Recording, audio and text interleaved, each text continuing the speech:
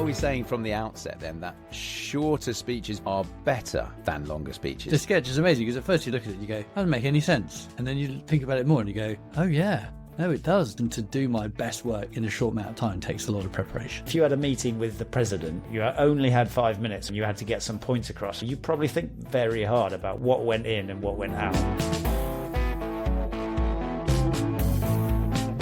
Speeches within movies, Al Pacino in Any Given Sunday. The 6 inches in front of your face. I've been lucky enough to be best man to Jono, in fact. And that took a lot of preparation. And I was preparing right the way till the night before. And I think I even took a printer to the hotel the night before so I could sort of print the final copy out and, in various different colours and all that sort of thing. Hello and welcome to Sketchplanations The Podcast. Now then, have you ever fallen asleep in a lecture or at a conference while someone was giving a speech or a talk? Was it because you were tired / hungover? Was it because you lost interest? Or was it down to the topic of this instalment of the podcast, that the speaker was just going on for too darn long? In this episode, we tackle Jono's sketch, Short Speeches, and the fact that a short speech takes more time and effort to prepare than a longer one. I'm Rob Bell, professional talker. Joining me on the podcast is the father of Sketchplanations and the king of pithy captions, Jono Hey. And he for whom actions speak louder than words, it's Tom Pellereau. Hello, chaps. Hello. Hello. Well, listen, let's get straight into it. Jono, do you want to describe your sketch on short speeches and tell us where you came across this concept? Yeah, I think it will make more sense if I describe where I came across it first. Oh, okay, go on. There's a quicker way to do it. The old flipperoonie. Well, I like to keep you on your toes. Thank you. I don't know if you had heard it before, come across it, but I remember reading a long time ago this nice quote or comedy line, which is like, sorry for writing such a long letter. As you can tell, I haven't had time to make it shorter. Yeah. And I remember thinking, it gets credited to Mark Twain as normal, standard stuff. Yeah. But it does actually have a lineage, that one. But I remember just not really thinking much of it, just that it's quite a nice thing. But then somebody told me there was a quotation by Woodrow Wilson, who was a president of the US, and somebody had asked him how long it took him to prepare a speech, and apparently his answer was, that depends on the length of the speech. If it's a 10-minute speech, it takes me all of 2 weeks to prepare it. If it's a half-hour speech, it takes me a week. If I can talk as long as I want to, it requires no preparation at all. I'm ready now. Nice. And so I'd never thought about that way before, and it's really not. I think it's quite nice. It's sort of the reverse to what you would expect, and so I just tried to visualize that. So the sketch is a descending bar chart of how short your speech is at the bottom and how long you've had to prepare it at the top, and down to the person saying he's got as long as he wants and he doesn't have to have anything to prepare. He's good to go, chucking his cue cards away. It's not a scientific, data-backed sketch in that sense. But it is a very clear observation. Are we saying from the outset then that shorter speeches, based on the fact that they take longer to prepare, are better than longer speeches? Is there an assumption there? I think they should be, and they can be, if you prepare enough. I think that the quote that Jono sketched here is from an incredibly good orator who understood that. Yeah. But I think sometimes we don't all realise that. When we're asked to say a few words, we're like, oh, that's fine. Don't need to make a few words. But actually, to make a 5-10 minute speech is incredibly difficult. And it's not till you're kind of invited to something very important that you where you've got to do a 5-10 minute speech, that you kind of really realise how difficult and how long it takes to prepare a short speech versus just talking for as long as you want. So the sketch is amazing because at first you look at it and you go, huh? That doesn't make any sense. And then you think about it more and you go, oh yeah, no, it does. Like, that really does make sense. And to do my best work in a short amount of time takes a lot of preparation. That's very interesting, Tommy, because the first time I heard this, I'm sorry I didn't have time to write a shorter letter. The first time I heard that, it wasn't an obvious point that was being made. That makes no sense. Yeah. That makes perfect sense. Yeah, and it's the same with this graph. You're right.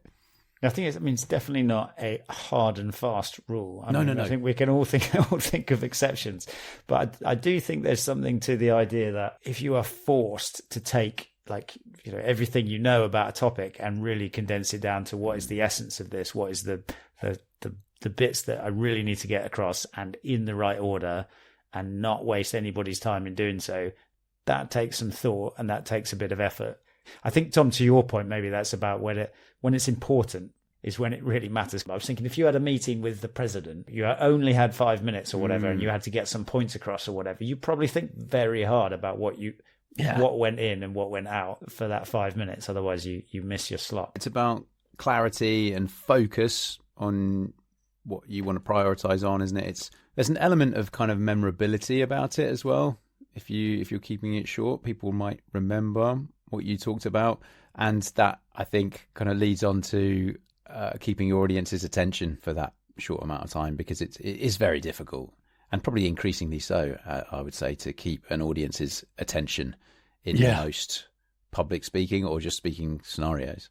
I've got a few instances I'd like to sort of Yes, talk come about. on, let's get into examples and instances. Come on, First Tommy, one, lead us off. Best man speech. Yeah, good. I've good, been good, lucky good. enough to be best man to Jono, in fact. And that took a lot of preparation. At the time when 20 years ago, I was really not very well prepped at these sort of things. So, I was preparing right the way till the night before. And I think I even took a printer to the hotel the night before so I could sort of print the final copy out and, in various different colours and all that sort of thing, to kind of give the impression that you're not reading it, that you're giving the speech. Because, when you've got friends and family around, you want to be looking around. But at the same time, I kind of knew that if I didn't have something written down very clearly, I'd make a mess, and then I'd just be waffling on, and I'd lose my train of thought because of all those brilliant people around. So how do you think your best man speech went at Jono's wedding, Tommy?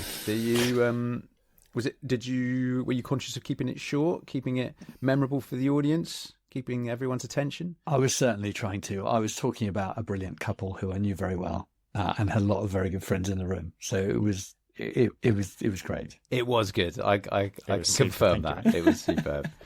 Now, what about wedding speeches that haven't gone quite as well? That maybe were, less, what were the words I used earlier? Focused, clear. I was going to say memorable. Definitely memorable, the one I'm thinking of. There can be a lot of pressure. I remember there is a lot of pressure. At one wedding, where my wife was a very, very close friend of the bride, and she was on the bridal table. So she was right with the person giving the speech. And I luckily was on a sort of back table with a load of people having a really good time. And the best man giving the speech hadn't really picked the mood of the close family, and was making a lot of very funny to us lot at the back of the room remarks, but really not going down very well at the front. And he just carried on. He just kept on digging.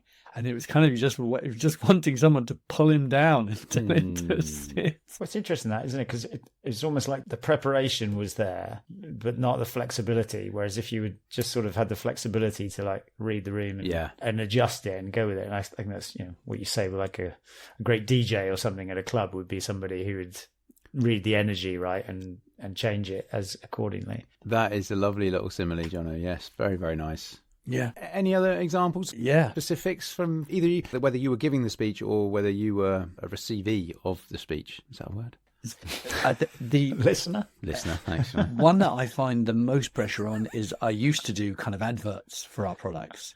Like I would do like an introductory advert for a makeup brush cleaner or a nail file or something like that, and trying to get those words, because you've only got a few words that you're trying to put across in a very short amount of time. Well, on what media, what format are we talking here? So Instagram and these things are very different now, but 10 years ago when you were kind of making social media videos, some of them you were trying to be quite kind of adverty kind of thing, and you were trying to say exactly about the product in as short amount of words as possible. And then for me, it was actually remembering those words whilst also looking at the camera. I found very difficult. Yeah. So there's prep in that, isn't there? You're writing a script, basically. Do you write many of your scripts, Rob?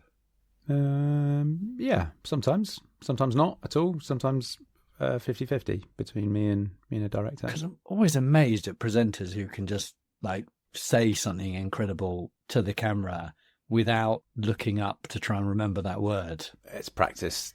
It's practice. A similar thing. It's do all the prep and then it comes out looking really natural. Yeah. I'll give you an example. You know, before we graduated, we did our final year projects, and we had, was it called a Viva? Viva. Viva. Maybe it's Viva. Viva. Yeah. You have to go and present your final year project to a panel of professors and lecturers and stuff. I don't think it's Viva Las Vegas. Mine certainly wasn't. I didn't really prep that very well. To be honest, I didn't really know what the point of the previous 6 months' work was. And so when it came to presenting it, it was very difficult. And I remember sat at my desk for like the 2 days before that presentation, that speech, going, I don't know where I'm going with this. And then I thought, and I just remember going, do you know what? I'd be all right. I've done my blooming degree now. This is just the final little bit. And I just remember being in there at the time and going, oh, this is awful. This is awful. I am rambling now. I'm just talking. I don't know where I'm taking this. I should definitely have prepared this better. But I should definitely have prepared this more. It wasn't very nice. You were thinking that as you were... Yeah, I was thinking that as I was saying it, which is slightly different. But I feel like if you had a very clear path that you wanted to take that talk on, you would be able to make it as short or as long as you'd like. And in a Viva, you want to keep it nice and punchy, pithy. If they've got any questions, great, you can extend it. But you're probably looking for about a 5 to 10 minute talk in that, aren't you? Yeah. It did cross my mind to doing like reports at university or something like that. I did feel like maybe we loved to waffle a bit. Yes. And it sort of felt like, well, maybe I'll just get some credit for writing a lot. Yes, that was a mindset, yes. Whereas actually probably the ideal thing is a super short, straight to the point, here's what you need to know. Lovely. And you didn't waste their time at the same time. Yeah. So I think it probably applies just the same there. Like the better you know it, the clearer you've done it, you've really condensed it to the essence. Here it is. Nice, short, sweet, perfect. I'm so pleased you said that, because that's really interesting. I'd say my mindset as a schoolboy was, the more I write, the more credit I'll get for it. What a... Poor teachers. Exactly. Yeah. And I wish someone had told me otherwise. They probably did. Any other examples of you want to offer up? Because these are fun. I've got a couple more. You don't have to name names, Tom. The Apprentice application process, which is now a long time ago.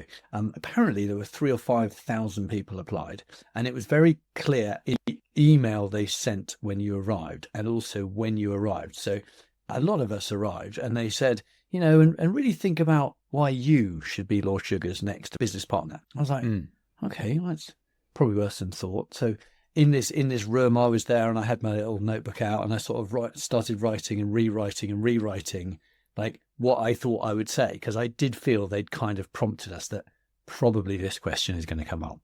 Right. So writing, and other people were in the room, and we were held, it's TV, so we were held for quite a long time. And then we went up into this room, 12 of us. We were all asked to stand behind a piece of paper. And the guy at the front said, okay, so in a minute, I'm going to call out like number one, and number one, you will then talk, and you've got 60 seconds, and there's a big clock on the wall there, to answer the question, why you should be Lord Sugar's next business partner.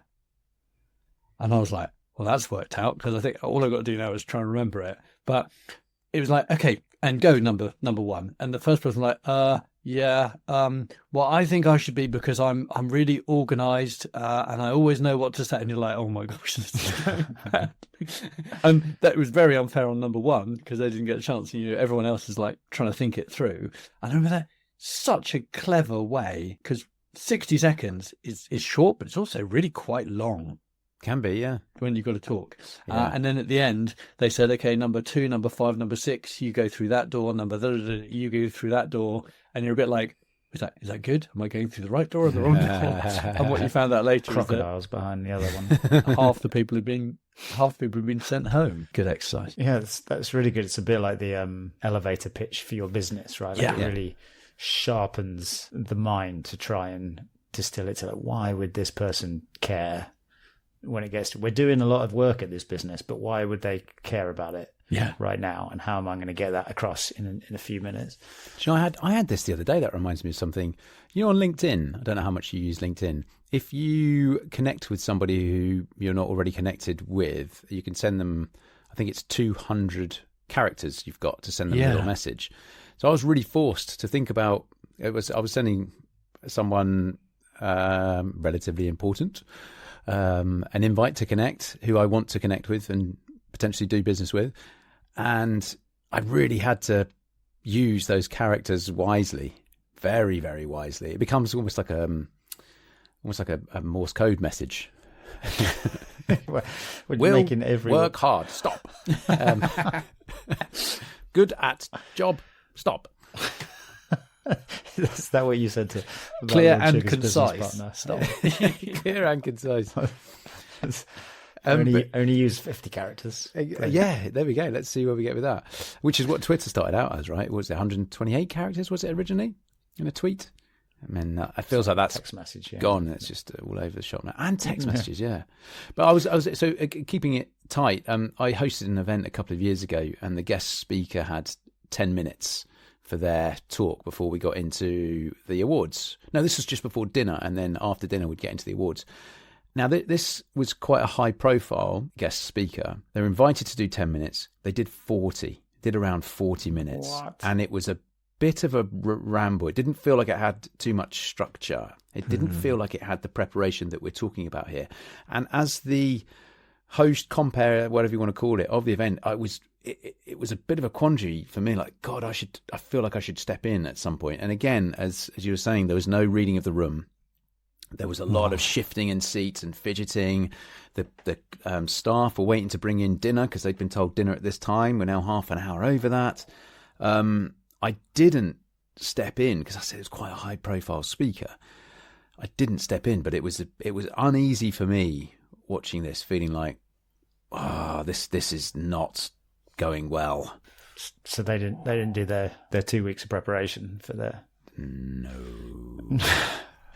No. Sadly, it's a bit like I remember with presentations. I don't know, if you don't think too hard about presentations, you just throw everything you had in. You know, if you're doing slides and you go through the presentation and somebody's there and they're like, "Oh, we'll just skip this one. Oh, we just skip this one. Oh, I don't have time for that." Oh, yes. It never reflects as well as a presentation that finishes a little bit early with all the points you need. Agreed, Jono. Yeah, agreed. But can I ask you, what would you guys have done in that situation? Do you feel like you would have stepped in to cut the speaker off? I think you were in an incredibly difficult situation because everyone in the room would have liked someone to step in. Yeah, they were hungry. And they were hungry, they were bored, and they would have loved you if you had stepped in. But at the same time, you could have put yourself in a very bad situation with that individual and possibly an organizer or whoever. So I think it has to be someone incredibly senior to have stepped in, which is a tricky situation. So yeah, and yes, and no. The most senior person in the room at that time was on stage speaking. Yeah. We do a little joke, drop your water bottle or trip over or something. Yeah. Okay. Oh, yeah. Wow. Oh, is that the time? Wow. And almost cutting people off in a way that everyone is happy at the end of the cutting off is an incredible skill. It is a really good skill, isn't it? And I'm not very good at it. Sometimes I get slightly stuck in a conversation with someone and I don't wish to be rude, but at the same time, like, we should all probably be mingling a bit more. My dad is amazing at it. He just works the room. He's around. He chats there because he's so charming, and everyone feels really happy. Oh, Matthew, how are you doing? And then he's off to it's just exactly. If he cut me off halfway through a story to go and speak to somebody over there, he's so charming. I wouldn't be offended at all. And some people are incredibly good at it. Wow. Yeah. Yes. Whereas the danger is you come across as a complete arse. Yeah. Yeah. Well, everyone would have been thanking you, which is my go-to. And not conscious go-to. Yeah. Any other examples before we move on, just to cut you guys off and me? I got one more. I'm occasionally asked what is my one piece of advice for people going on The Apprentice, and it is say what you're going to say, and then stop talking when you're in the boardroom.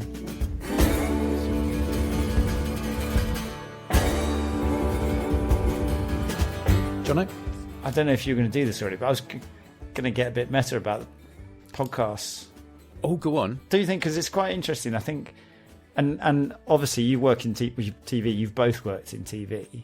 And I was watching. We watched the Lego Batman film a little while ago, and it was just some like making of bits. And Michael Cera, whose voices Robin or whatever, he was talking about it. He was like the jokes per minute ratio is very high in that film. Yeah. And I think it is. Like, yeah. It's good. It's a fun film to watch. Great film. It's interesting. Like, in order to get that density of good content, you have to work really hard, which is almost like the opposite of the guy going on for 40 minutes or like waffling, right? You don't have that density of stuff.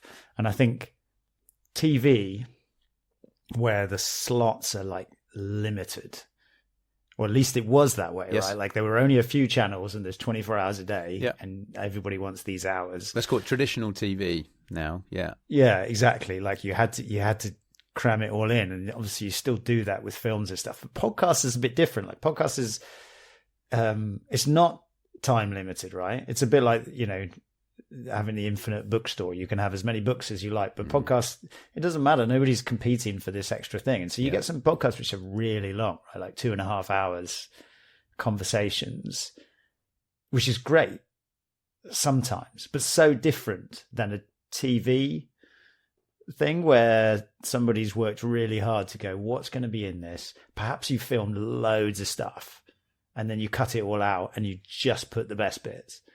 And so, yeah, I was wondering, like, podcasts, and the format is a conversation, right? There's some prep, but there's also like, let's see what happens, I suppose. But yeah, I don't know. I was trying to contrast the two. I wonder what your experience was. My experience is in making television programs is that typically you will film more than ends up in the edit, like quite a lot more. There'll be whole sequences that you film that took half a day, that took producers a long time to set up to get the location, to get logistics, everybody there, to get maybe a contributor, an expert who's going to come and talk to you about it. And sometimes they just don't make the cut at all. That said, you'd much rather be in that position when you get to the edit suite than the converse, which is, right, we kind of timed this all down to the last second to make sure that we're going to fill these 52 minutes that we've got in an hour-long slot with advert breaks. We're actually a bit short. We're going to have to pad this out with a bit of music and some long aerial shots or something like that. You'd much rather be in the former position. But yeah, it's interesting. I was going to ask where else this applies. Like letters, books, articles, TV, podcasts. Yeah, it's different, and I don't mind having the limit. I try and keep these to under an hour because I feel that's neat.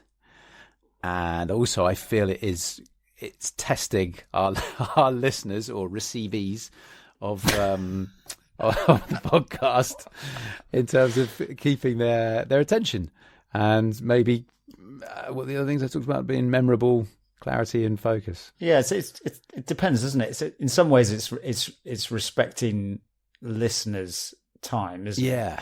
But sometimes you only have a limited amount of time, so you're trying to do everything you can. I know with writing, it's quite hard. Like if you've written some stuff, and I have kind of like the sunk cost fallacy. Like I've written this good stuff, so I don't want to take it out, even if when you're taking it out makes it better. It's still quite hard to take it out. Somebody go, oh, you don't need that bit. You're like, well, I thought that bit was good. Editing's hard.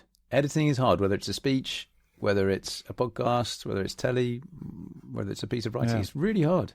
And it's much better not to be personally, like emotionally tied or involved in the original writing, which is that's what happens in telly. You hand it all over to an editor and an edit producer, and typically, well, not always, but a lot of the time, they haven't been out on shoot, so they're not as much emotionally attached to some of the footage that you might have taken because it was really hard to get that, and it was raining and it was so cold. And, they're quite happy just to chuck it and don't worry about it. It'll make the program better. Yeah. On the flip side of this, it's being suggested that one of the reasons Donald Trump did very well in this election is because he went on quite a few long form, like really long form podcasts. Oh, yeah. Where the audience was able to hear him speak for much longer than they might normally get to speak from a news conference, which is sort of very edited. So he went on All In and Joe Rogan and all those sort of ones, which So he could talk for an hour, 2 hours, give his views on lots and lots of things, and in depth, much more than you would normally get from, the standard sort of news conference, those sort of things. And apparently that's a real change in media landscape for the president. I was about to say the Apprentice, for the presidential election this year. Interesting. I was thinking sometimes that it's quite nice to have something like a speech or the opportunity to talk sprung on you. Oh, go on. Yeah. Because... Oh, Johnny, can you just say a few words? 1, 2, 3? No. I meant that's... Yeah, exactly. Sorry. In a particular event or a situation. Oh, Johnny, do you mind just saying a few words just to get things underway? And there's like an immediate sort of panic, but there's also like if somebody said, when the event was booked 3 weeks ago, yes, and at the end of it, I'm going to ask you to say a few words. Yeah, you'd be thinking about it for weeks. You'd be stressing yeah. about it. Yeah. Whereas if somebody just like says, "Okay, yeah," and you just say something, you're like, "Well, okay." Fine. I guess I'm ready now. There we go. I'll just say what comes to mind. It probably won't be as good, but on the other hand, you saved all that stress and prep. Perhaps one thing, my dad was given an honorary degree, and I went to see it with my brother, which was amazing to go get him the award. And we were getting he got his gown and taking the photos, and he was asking what the schedule is, and they were saying, right, brilliant. Well, we'll do some photos. We'll go in a bit. We'll present some of the things. Then you'll have your 15 minutes to talk to everybody. And I just remember my dad was like, 15 minutes. Okay. And it was in about like half an hour's time. And this is with an audience, right? There's a crowd out there. It's like 800 people. Yeah. This culmination of a thing. And he's fortunately very, very good at this and didn't bat an eyelid. But I'm sure inside you were thinking, right, okay, 15 minutes, huh? But at least he didn't have to stress about it for a week. Yeah, you only had 20 minutes of stress. There you go. So that's something. I thought I would have a little look at some of the most famous short speeches that there were. Did you boys think about that at all? No. I didn't do any preparation at all. With the He's ready. Never prepared and always ready. Yeah. So there's the Gettysburg Address by yes. Abraham Lincoln in 1863. Apparently just 272 words. Yeah. I didn't know that at all. When I think of the Gettysburg Address, I think of it as a huge, great big speech. This is around the American Civil War. The end of, Abraham Lincoln, the American president at the time. Pretty sure that I had to learn it when I was at school in the US because it is learnable because it's not that long. Yeah, especially if you learn it to a song. To a song? As a kid, if you've got something to learn, like, I don't know, the alphabet or how to spell something, if you learn it to the tune of a song, it can help you remember it. It's definitely true. Be a good song, like Bohemian Rhapsody. Gettysburg Address to the Bohemian Rhapsody. Winston Churchill, also, especially during the Second World War, his speeches tended to be relatively short. And within his speeches, there were sound bites, short, pithy, well thought out, well prepared, shall we say, in the context of this podcast and what we're talking about. Well prepared sound bites. You should fight them on the beaches. Never was so much owed by so many to so few. Very, very powerful, galvanizing words. He's actually one of the people credited with an instance of sorry, it was so long, but I didn't have time to make it shorter. Yeah, okay. And I'd been to his house in the country, and he basically spent half the day writing every day, sort of wake up in the morning and have a cigar and a bottle of whiskey and write until lunchtime or something like that. That's National Trust property, isn't it? It is. Where is it? What's it called? Yeah. It's in Kent. What's it called? Yeah. Yeah, come back to that. Come back to that. Chartwell. And Tom's just remembered. Yeah. I knew it began with CH, but me remembering something definitely begins with a letter is usually massively wrong. So I have just looked that up. Chartwell.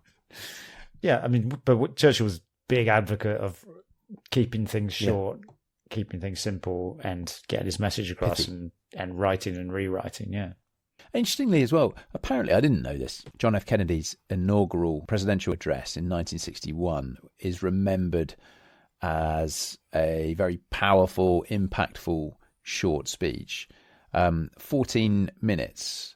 And when I read that, I thought, 14 minutes, that is probably quite short for an inaugural address. So I thought I'd look up what Donald Trump's inaugural address length was in 2017. It was only 16 minutes, which I found surprising. I mean, it is an occasion where you would probably spend a bit of time preparing or have some people help prepare for you. Yes. I'd say there's some speeches within movies that are quite memorable. Al Pacino does a speech, I think it's called the Inches speech in Any Given Sunday. And it's kind of as the coach of a football team at half time or at some pause in the game. And it's all about the inches that you're going to take, kind of marginal gains type of thing. That's quite a memorable speech. Yeah. And it's all about the inches, the 6 inches in front of your face. Tom Cruise's speech in A Few Good Men. Remember that being very powerful at the time. Yeah. That sort of last bit that kind of technically wins the case for his guys. I think Zelensky's probably done some pretty amazing speeches. Like certainly at the beginning. Are they short?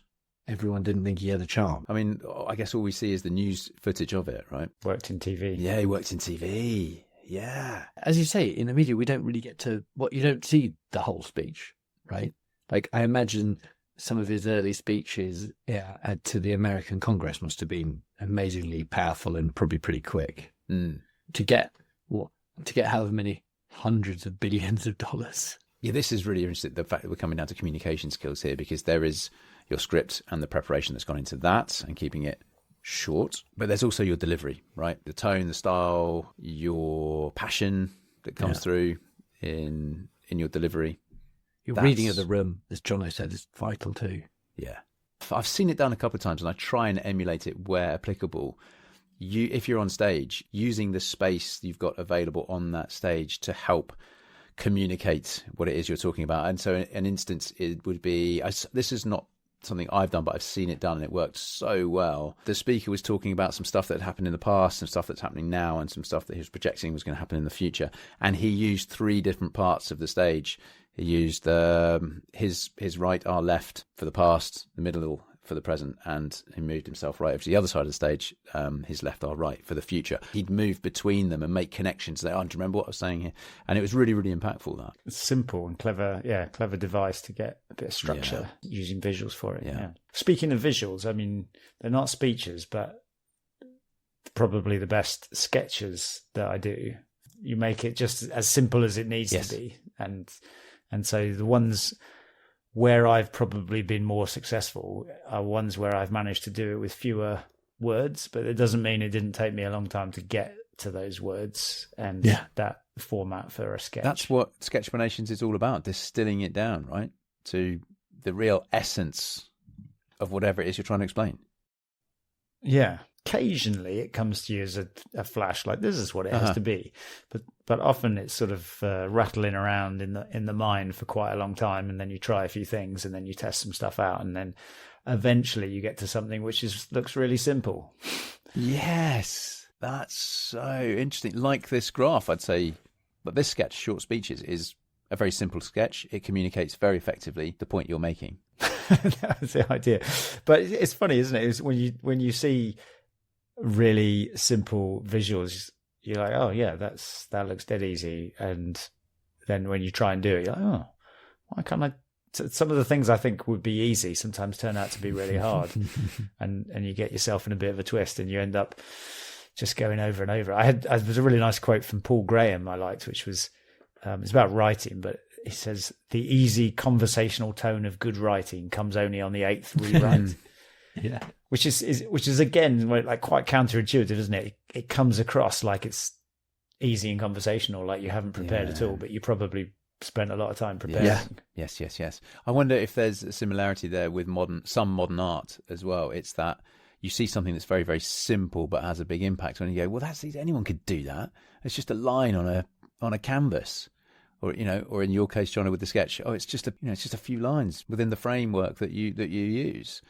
But it could have taken a lot of iteration and a lot of thought and a lot of preparation to get to that point. I don't know if it's an apocryphal story, but the one of Picasso where somebody saw him at a restaurant and said, "Can you do me a picture?" And he did a little sketch on the napkin and handed. They're like, "Oh, thank you so much for that. Can I buy it for this amount?" And he's like, "No, it cost a fortune because," and she's like, "Well, hang on, but it only took you a second to do." He's like, "No, it took me a lifetime to do." Yes, lovely, because it's all in there.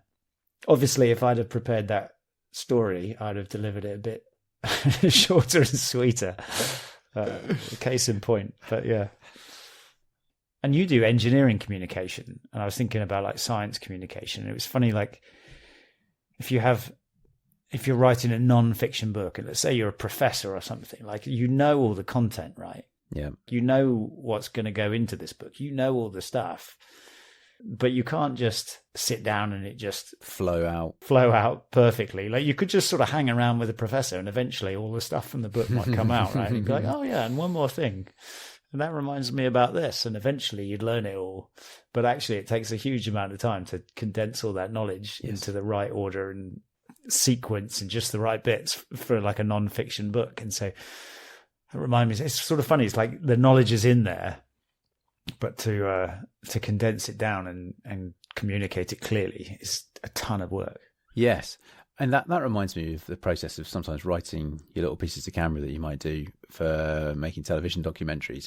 You've got to be comfortable with stuff that if you had lots of time, you might end up saying, but these have got to be pithy. So you've got to be comfortable with the stuff that you're not saying. You've got to be comfortable with the stuff that you've decided to leave out, because it probably muddies the water a little bit. Again, it's reading the room. It's reading the room, even though there isn't a room, and you know, there's a lot of glasses in the lens and on a TV screen between you and the room. You're putting yourself in their shoes. Yeah, exactly that. Right, what about language used then in a speech or a talk, be it long or short? Jono, I think you've got another sketch about using short words or plain words within a speech. And we talked about this a little bit earlier on, how when we were school kids and we had a piece of writing to do, you'd try and use all sorts of complicated words and very sophisticated language, should you say. We talked about Churchill, but like there's a quote from him, which is, short words are the best, and short words when old are the best of all. Yeah, it's old short words. Old short words. It's a bit, I mean, it's the same with food. I remember like food was like food that your grandmother will recognize, you know, is not the processed fancy stuff, right? It's a bit similar with words, isn't it? Just the stuff, the early words that you learn, kind of the most impactful, and you're not trying to waffle. You're not trying to impress anybody with fancy long stuff. What you're trying to do is be impactful and get a message across. And to do that, you need the most number of people to understand what you're saying with the least amount of thought. Yeah. I link in the text for this sketch to it. It's not words, but there's a concept I really like, which is more about products.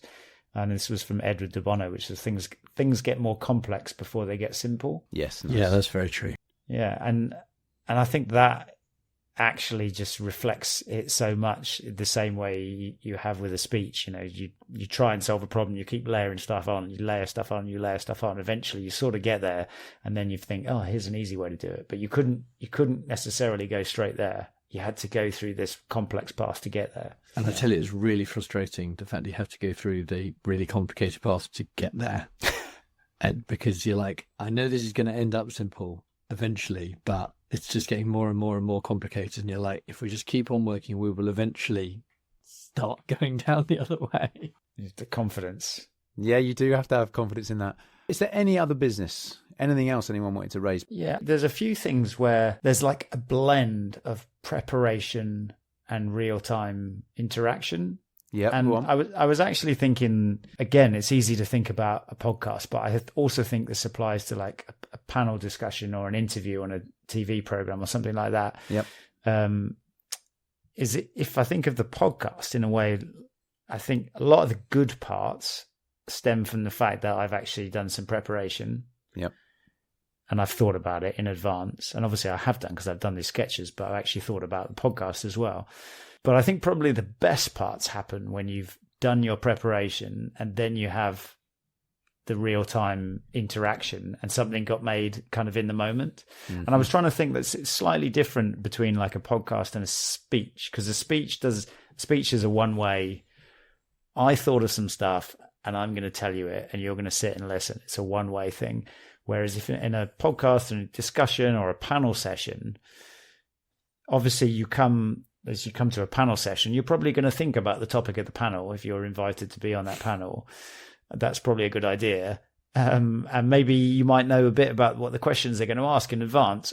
And yet some of the best bits are going to be they're going to come because of the other participants in the panel said this and stuff that you realized on the spot. And so I was trying to think that the sketch is about speeches, but I think there's a sort of magic where you have a blend of preparation and like real time interaction where you get something that's unique. And I don't know if that always comes up in podcasts or not. It occurred to me, so I wanted to mention that.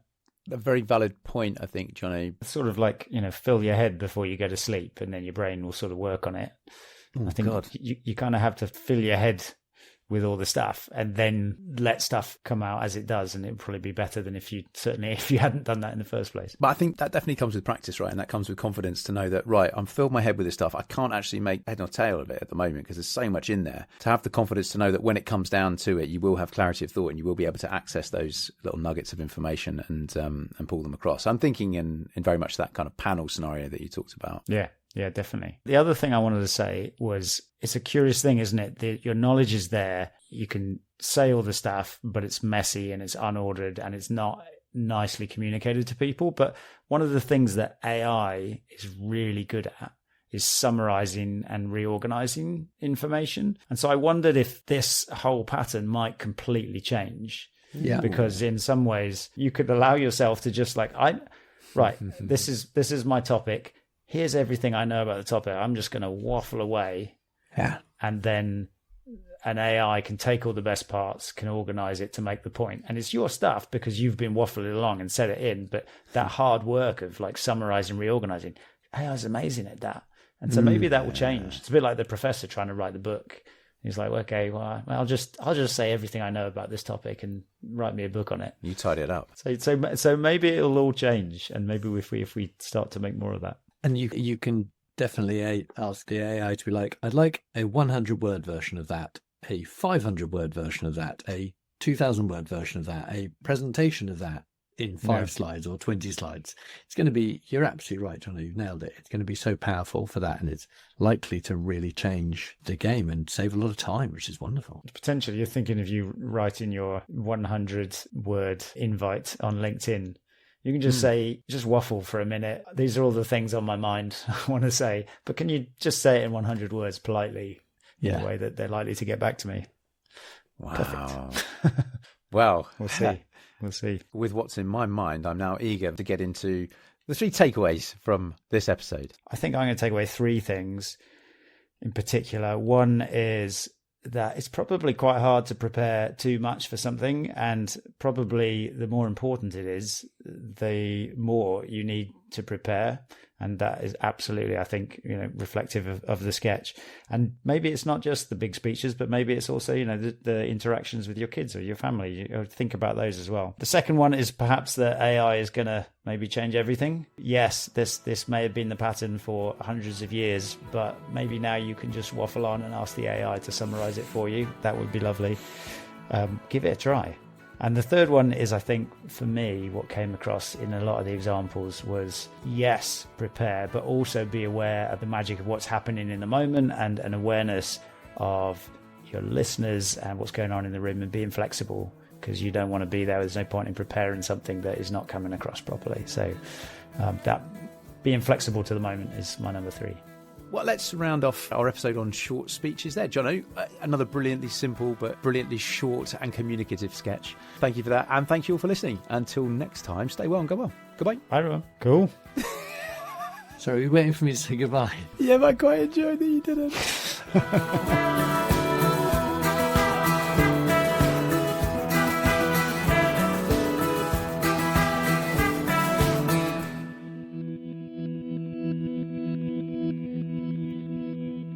All music on this podcast series is provided by the very talented Frank Cinelli, and you can find many more tracks at frankcinelli.com.